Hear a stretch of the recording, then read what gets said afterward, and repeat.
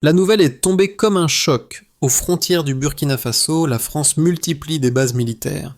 Officiellement pour la coopération sécuritaire, officieusement pour encercler un pays devenu indocile et surveiller ses nerfs stratégiques. Mais face à ce siège feutré, Ibrahim Traoré répond sans trembler. Que signifiera pour l'Afrique et pour le Sahel cette réplique logistique et symbolique entre déploiement, chiffres qui s'entrechoquent et souveraineté réécrite? Voici l'instant critique où un récit ancien vacille, chacun cherchant sa ligne de crête entre prudence, puissance et promesse de rupture sous le regard d'un Sahel éveillé.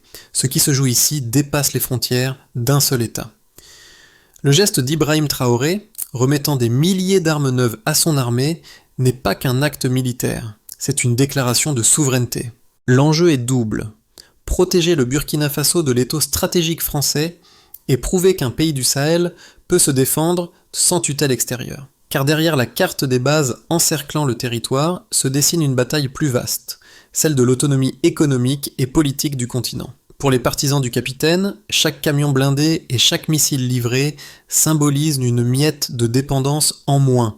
Pour ses détracteurs, cette militarisation accélérée risque d'isoler Ouagadougou et d'attiser le feu régional.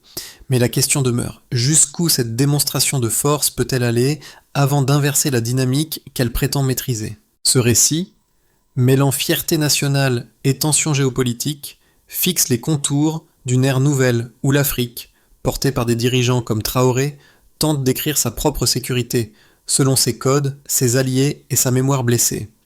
2 jours à peine après les premières images satellites montrant les nouveaux postes avancés français au sud du Niger et au nord du Bénin, Ibrahim Traoré a convoqué ses généraux. Ce moment, passé presque inaperçu hors du Sahel, a pourtant marqué un basculement stratégique. La remise de 3 200 armes lourdes flambant neuves, dont 600 camions-citernes et 150 véhicules blindés. Cette scène, filmée sous le soleil du Sahel, est devenue virale. Drapeau levé, rangée de soldats, discours bref mais tranchant, en une seule séquence, le capitaine a transformé un acte logistique en symbole national. C'est là la première révélation. Il ne s'agissait pas seulement d'armer une armée, mais de reconfigurer un récit. La chronologie éclaire la portée du geste. Depuis 2022, les tensions entre Ouagadougou et Paris s'accumulent. Dénonciation des accords de défense, fermeture des bases françaises, rapprochement progressif avec Moscou et Pékin. L'arrivée de conseillers russes et de matériel d'ingénierie militaire, confirmé par plusieurs sources régionales, montre un glissement assumé vers un modèle multipolaire. Pour Traoré, ce recentrage n'est pas idéologique mais pragmatique. Face à l'instabilité et au terrorisme, il faut des armes, de la formation et une chaîne d'approvisionnement sûre. Pour la France, c'est un signal de rupture. La perte d'un espace d'influence dans le cœur du Sahel. Mais la véritable surprise, la mini-révélation, se cache dans les chiffres. Ces 3 200 armes représentent plus du double de l'équipement livré par les partenaires occidentaux au cours des 3 dernières années. Et surtout, elles sont financées sans prêt extérieur. Autrement dit, le Burkina Faso a puisé dans ses propres recettes minières et agricoles. C'est la première fois depuis l'indépendance qu'un pays sahélien assure seul une telle opération. Cette autonomie financière partielle change la donne.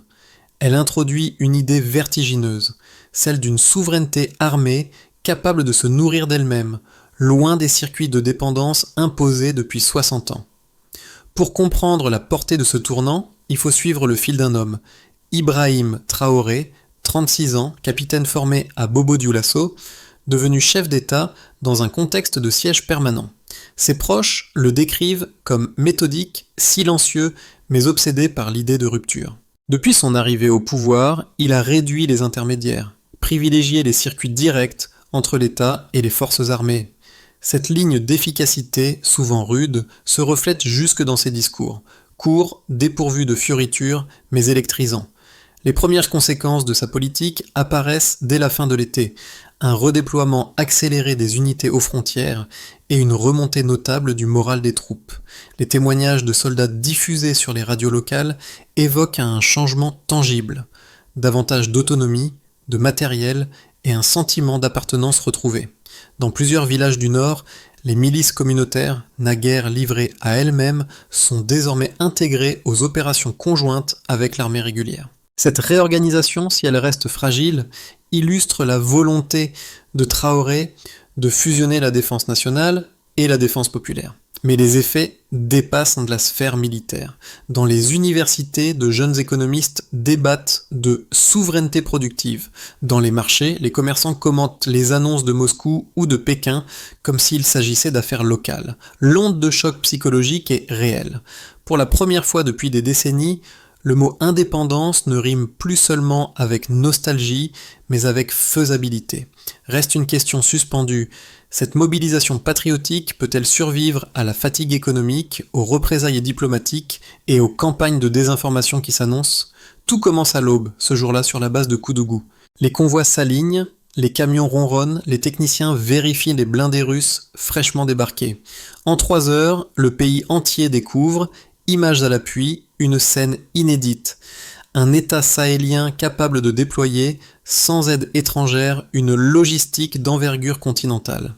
Ibrahim Traoré, debout sur une estrade improvisée, prononce alors une phrase devenue virale. « Si vous manquez de quelque chose, appelez-moi directement ».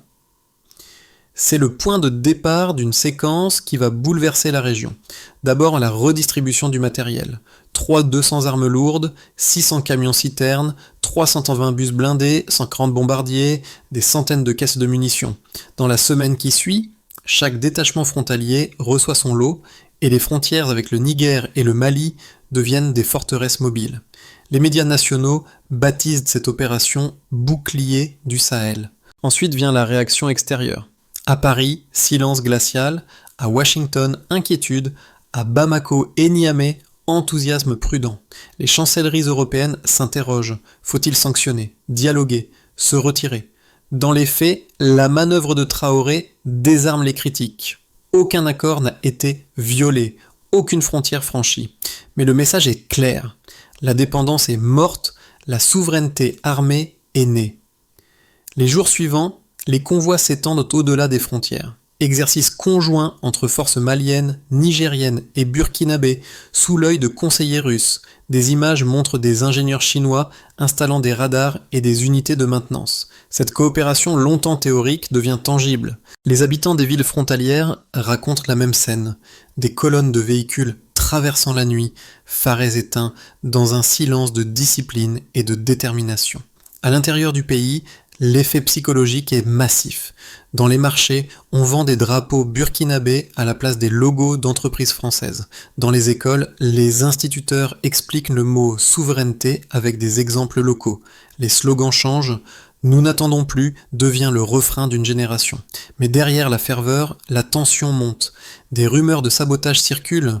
Des drones inconnus auraient survolé la région de Kaya. Des diplomates occidentaux, expulsés sans explication, auraient tenté de rencontrer des opposants. Le gouvernement dément, mais la méfiance s'installe. Sur les réseaux, les partisans de Traoré parlent d'un nouveau siège colonial. Enfin, le tournant symbolique. 3 jours après l'opération, un communiqué commun est publié par Ouagadougou, Bamako et Niamey. Création d'un commandement unifié sahélien. C'est une première dans l'histoire contemporaine de la région. L'annonce fait l'effet d'un coup de tonnerre. Le Sahel, longtemps morcelé, parle désormais d'une seule voie militaire. À cet instant, chacun comprend que la confrontation n'est plus une hypothèse. L'Afrique francophone entre dans une zone de turbulence où l'équilibre du pouvoir, forgé depuis 60 ans, vacille. Et au centre de cette tempête, Ibrahim Traoré impose son tempo, mêlant détermination et imprévisibilité calculée, tandis que le monde retient son souffle. Derrière la mise en scène spectaculaire de la remise d'armes, Ibrahim Traoré a soigneusement bâti une démonstration comptable. 3 indicateurs clés révèlent l'ampleur réelle de l'opération. D'abord, un premier chiffre, 200 armes lourdes. C'est le volume total remis à l'armée burkinabé entre juillet et septembre, un stock équivalent à la dotation annuelle de plusieurs pays d'Afrique de l'Ouest réunis. Selon des officiers locaux, cela représente en augmentation de 145% du potentiel défensif par rapport à la logistique associée, entretien, munitions, carburant, mobilise près de 12% du budget national, un record pour le pays. Ce basculement traduit la conviction de Traoré. Sans puissance matérielle, la souveraineté reste un slogan. Puis, un deuxième chiffre, 600 camions-citernes et 300 véhicules blindés. Au-delà de leur effet visuel, ces engins ont modifié le rayon d'action des troupes. Les forces déployées peuvent désormais couvrir plus de 1000 km de frontières sans soutien extérieur. Une autonomie inédite dans une région où, jusqu'ici, chaque opération dépendait du carburant ou du renseignement fourni par des partenaires étrangers. Les statistiques internes de l'état-major montrent une réduction de 40% du temps de réaction moyen face aux incursions armées. Derrière les chiffres se profile un changement doctrinal. La défense mobile remplace la défense passive. Enfin, un troisième chiffre, l'effet macroéconomique. Le financement de cet réarmement s'est fait sans aide internationale. Les recettes minières, notamment l'or et le manganèse, ont été redirigées vers un fonds spécial. Ce dernier, selon le ministère des Finances, a engrangé 15 millions de dollars en 10 mois, somme auparavant placée dans des comptes offshore ou absorbés par la dette. Le déficit budgétaire, lui, n'a augmenté que de 1,8%, preuve d'un équilibre fragile mais assumé. Pour Traoré, cette discipline est politique. Démontrer qu'un pays africain peut se réarmer sans mendier. Autour de ces chiffres gravitent d'autres signaux mesurables. Les importations d'armes françaises vers le Sahel ont chuté de 70%, les investissements russes dans la maintenance militaire ont bondi de 300%, et les inscriptions dans les écoles d'officiers locales ont doublé en un an. Ces données, compilées par les observateurs régionaux, confirment un basculement systémique. Mais les nombres, seuls, ne suffisent pas à saisir la portée symbolique. Chaque pourcentage renvoie à une émotion collective, la fierté d'un peuple qui reprend le contrôle de sa défense, la peur d'un voisin qui voit l'équilibre se déplacer, l'inquiétude d'un Occident qui perd ses leviers. Le baseline, delta est clair. D'un État dépendant à un État armé, la variation n'est pas seulement quantitative, elle est existentielle. Ainsi, les statistiques deviennent récits. Du budget à la stratégie, tout converge vers un même axe, l'autonomie. Et c'est précisément cette cohérence qui explique pourquoi, au-delà des débats idéologiques, la trajectoire du Burkina Faso attire désormais autant d'alliés que d'adversaires. Face à la stratégie d'Ibrahim Traoré, deux visions s'affrontent avec rigueur. La première, défendue par ses partisans, affirme qu'il ne s'agit pas d'un repli, mais d'une réinvention. Le Burkina Faso, longtemps tenu pour dépendant, chercherait enfin à reprendre l'initiative. La preuve, une armée restructurée, une économie recentrée et une opinion publique ralliée autour d'un projet national. Pour eux, la militarisation rapide n'est pas une dérive, mais un passage obligé. Sans sécurité, aucun développement n'est possible. Ils soulignent également que les alliances avec la Russie et la Chine ne relèvent pas d'une idéologie, mais d'un pragmatisme assumé. Quand les anciens partenaires ferment la porte, il faut en ouvrir d'autres. La seconde vision, portée par certains économistes africains et diplomates européens, pointe les dangers d'une trajectoire autarcique. Armée sans diversifier l'économie, préviennent-ils, revient à déplacer la dépendance. Aujourd'hui envers Moscou, demain envers Pékin. D'autres redoutent une centralisation excessive du pouvoir, où la légitimité militaire risque d'étouffer la société civile.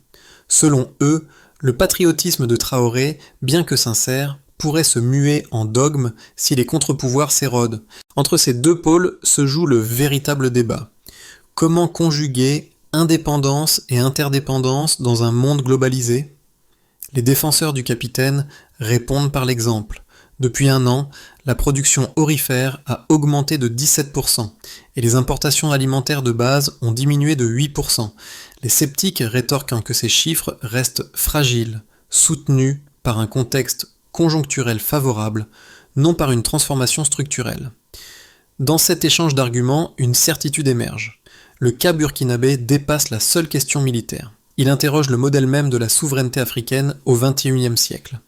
Entre puissance régionale et précarité sociale, entre héroïsme politique et risque d'isolement. Et, au centre, Ibrahim Traoré incarne ce paradoxe, symbole de libération pour les uns, pari dangereux pour les autres. Nous ne reculerons plus. C'est par cette phrase de 8 mots qu'Ibrahim Traoré a rouvert le cycle. Au milieu de la tempête diplomatique, son discours prononcé à Ouagadougou marque un pivot. Il ne s'agit plus seulement de résister, mais d'assumer la confrontation.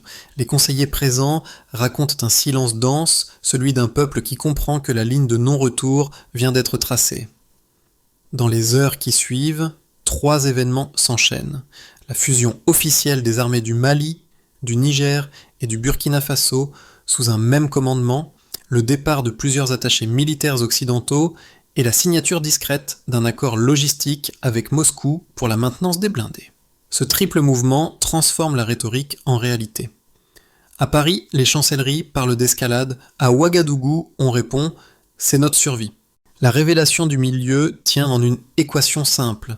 Chaque pas vers la souveraineté accroît la pression extérieure. Le Sahel avance en terrain miné, mais cette fois, il le fait les yeux ouverts.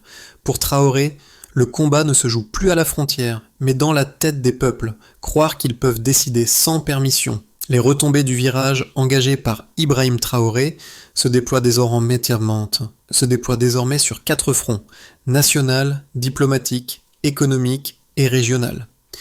Premièrement, dans les provinces du Nord, longtemps marquées par les incursions armées, la situation sécuritaire s'est partiellement stabilisée. Selon les chiffres du ministère de la Défense, le nombre d'attaques a chuté de 32% entre janvier et septembre. Les patrouilles conjointes et la création de zones tampons ont permis à plus de 200 000 personnes déplacées de regagner leur village. Le moral des forces locales, longtemps fragilisé, s'est redressé. Pour la première fois depuis 10 ans, le taux de désertion militaire est tombé sous les 2%. Cette reprise d'assurance se double d'un effet symbolique. Les jeunes, autrefois tentés par l'exil, s'enrôlent massivement dans les unités de défense.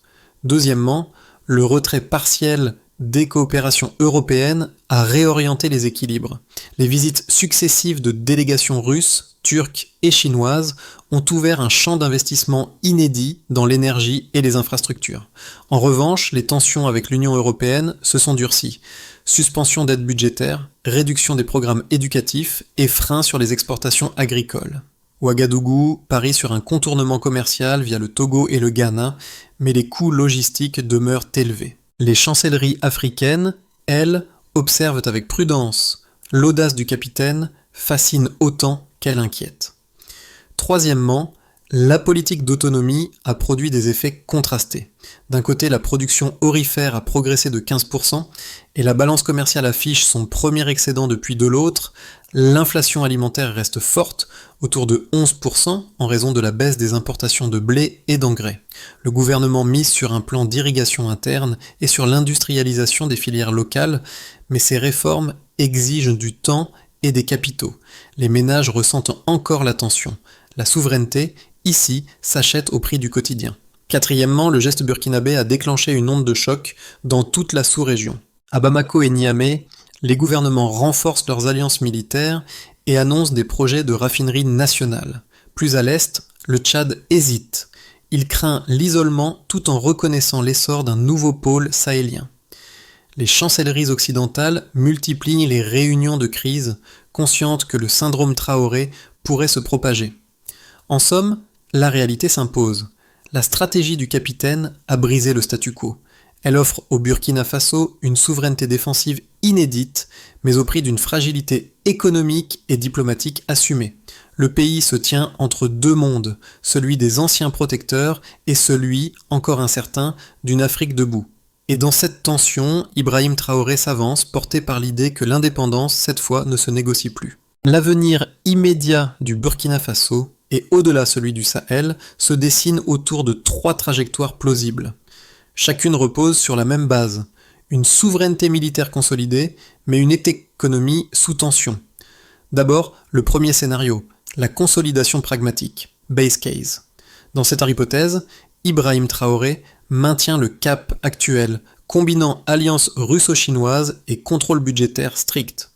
Les infrastructures stratégiques, routes, télécommunications, mines, deviennent progressivement autonomes. L'inflation se stabilise autour de 8%, tandis que la croissance revient à 3,5% grâce à la relance minière.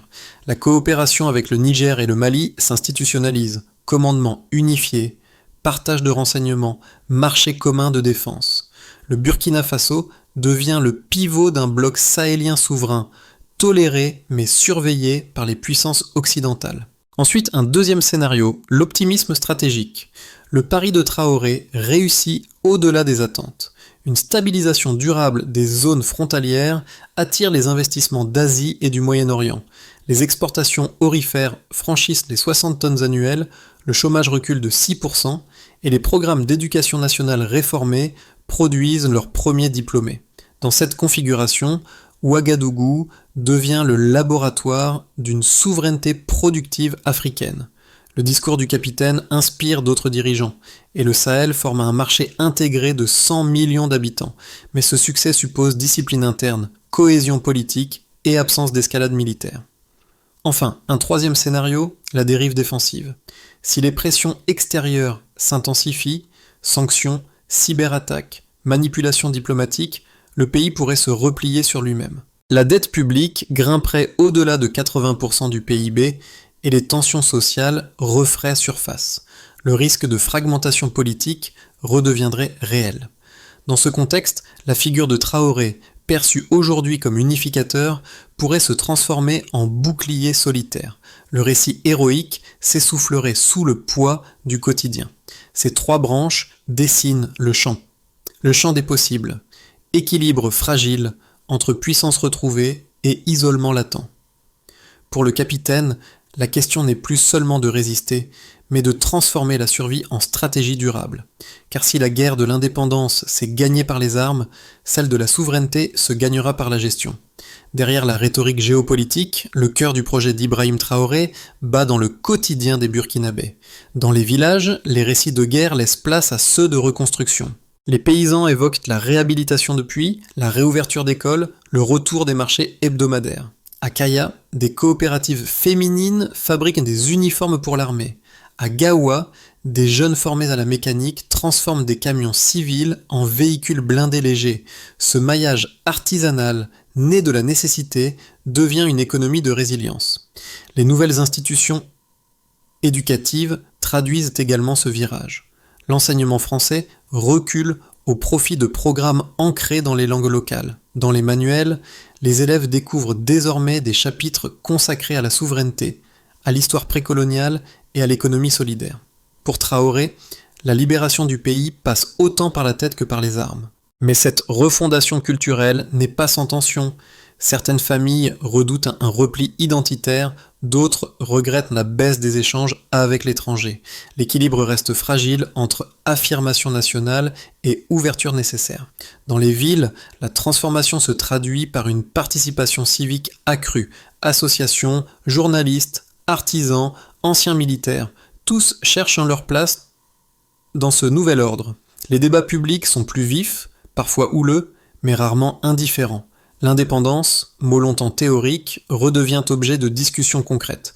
Que signifie être libre quand le prix du pain augmente ? Ainsi, au-delà des armes et des alliances, le projet de Traoré prend racine dans la société. C'est dans cette interaction entre institutions et population que se jouera la durabilité de son modèle. La souveraineté, ici, n'est plus un slogan, c'est un apprentissage collectif. Pour transformer l'élan en architecture durable, Ibrahim Traoré et son équipe ont défini une feuille de route en 5 axes. Chacun vise à traduire la souveraineté en institutions solides, mesurables et durables. Premièrement, priorité absolue, neutraliser les dernières poches d'insécurité. Le plan prévoit la création de 10 zones de défense régionale, dotées de commandements autonomes et de forces civiles intégrées. Chaque zone devra produire ses propres indicateurs. Attaques déjouées, population rapatriée, routes rouvertes. Deuxièmement, un programme de substitution des importations a été lancé dans l'agriculture, l'énergie et les matériaux de construction. D'ici 12 mois, l'objectif est de couvrir 60% des besoins alimentaires et 40% des besoins énergétiques internes. Les coopératives locales reçoivent un appui logistique et fiscal renforcé. Troisièmement, le ministère de l'Éducation restructure les programmes autour de 3 piliers: langue nationale, savoir pratique, histoire régionale. Les nouvelles écoles pilotes serviront à mesurer les progrès de la souveraineté cognitive. Quatrièmement, une numérisation complète des administrations était prévue pour réduire la corruption et le clientélisme. Les salaires des fonctionnaires seront désormais indexés sur la productivité des services rendus. Cinquièmement, un fonds stratégique alimenté par les recettes minières doit soutenir les investissements dans l'eau, la santé et la recherche. Ce fonds, placé sous contrôle parlementaire, permettra de mesurer chaque trimestre l'impact réel des politiques publiques. Pour Traoré, ces étapes forment un tout: défendre, produire, penser, gouverner et évaluer. Et si la trajectoire tient, le Burkina Faso pourrait devenir, dans un an, le premier État sahélien à financer intégralement sa sécurité et son développement, un précédent historique.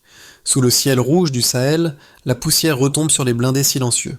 La caméra revient à cette image inaugurale, un capitaine tendant les clés de 3 200 armes à ses soldats. Dans ce geste se concentre tout le paradoxe d'Ibrahim Traoré. La force brute et la foi tranquille d'un homme qui croit que la liberté se mérite. Autour de lui, les visages se sont durcis, mais les regards demeurent clairs. Les paysans, les femmes, les jeunes savent que le chemin sera long, semé de manques et d'alertes, mais ils ont retrouvé ce que l'Afrique avait perdu, la certitude d'avoir encore le choix. La promesse de Traoré n'était pas celle d'une victoire rapide, mais d'une dignité retrouvée. Et lorsque le soleil se couche sur Ouagadougou, la voix d'un enfant, filmé près d'un char, murmure « On ne veut plus avoir peur ». C'est là, peut-être, que tout commence vraiment, dans cette réplique fragile, plus forte qu'une arme, car la souveraineté n'est pas une posture, c'est un souffle qui traverse les générations et refuse de s'éteindre. Le Burkina Faso n'est plus un simple territoire sur la carte, c'est un symbole. Dans ce pays enclavé, un peuple a décidé que la dignité valait plus que la dépendance. Ibrahim Traoré, au-delà du chef militaire, incarne cette idée. La liberté n'est pas donnée, elle se construit, pas à pas, avec les mains de ceux qui refusent de plier. Autour du Sahel, les frontières ne séparent plus, elles relient des peuples liés par la même soif d'autonomie.